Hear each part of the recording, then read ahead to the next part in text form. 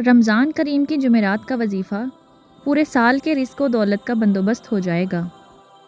آج آپ کے لیے رمضان المبارک کے دوسرے جمعرات کا وظیفہ لائے ہیں، جو کہ بہت ہی مجرب اور آسان ہے۔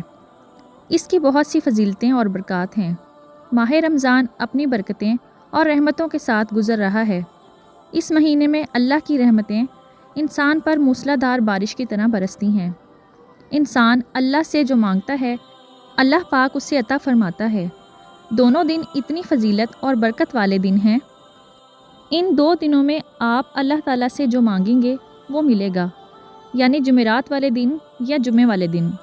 جب آپ اللہ کی بارگاہ میں گڑ گڑا کر مانگیں گے تو اللہ تعالیٰ آپ کی ہر دعا سنے گا اور آپ پر رحمت کرے گا اور اپنی رحمت والی نظر جمائے رکھے گا۔ وظیفہ کرنے کا طریقہ بتاتے ہیں اور نوٹ بھی فرما لیں۔ جمعرات والے دن نماز عصر کے بعد اسی جگہ بیٹھ کر 313 مرتبہ آپ نے اللہ کے دو ناموں کا ورد کرنا ہے۔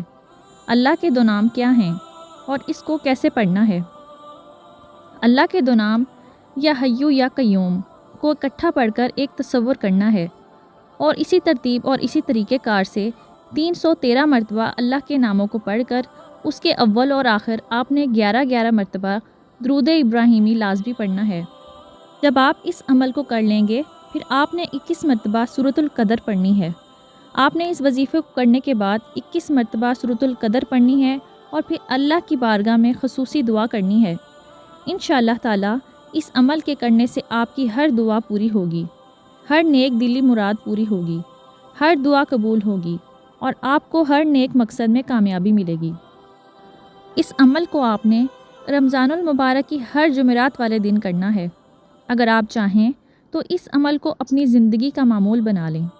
جمعرات اور جمعہ والا دن جو اس عمل کو کریں گے وہ پورے سال ان تمام فوائد سے مستفید ہوتے رہیں گے جن کا آپ کے ساتھ ذکر کیا گیا ہے۔ حضور اکرام صلی اللہ علیہ وآلہ وسلم نے فرمایا، اللہ تعالیٰ ایسے شخص کو اپنے عرش کے سائے میں جگہ دے گا جس نے تنہائی میں اللہ تعالیٰ سے ایسے ذکر کیا کہ آنسو جاری ہو گئے۔ یاد رکھیں، سورۃ القدر کے بے شمار فوائد ہیں۔ وضو کے بغیر بھی سورۃ القدر پڑھنے کی بہت زیادہ فضیلت ہے۔ فرمان رسول اللہ صلی اللہ علیہ وآلہ وسلم ہے کہ جو وضو کے بغیر بھی ایک مرتبہ سورۃ القدر پڑھے تو وہ ساکین میں سے ہے، جو 2 مرتبہ پڑھے وہ شہداء میں سے ہے، جو 3 مرتبہ پڑھے گا اللہ تعالیٰ میدان حشر اسے اپنے انبیاء کے ساتھ رکھے گا۔ یعنی جمعرات اور جمعے والے دن اس عمل کو لازمی کرنا ہے۔ جب یہ عمل کر لیں تو اللہ تعالیٰ سے خصوصی دعائیں کریں۔ جو جمعرات والے دن کرنا چاہتے ہیں تو جمعرات والے دن کریں۔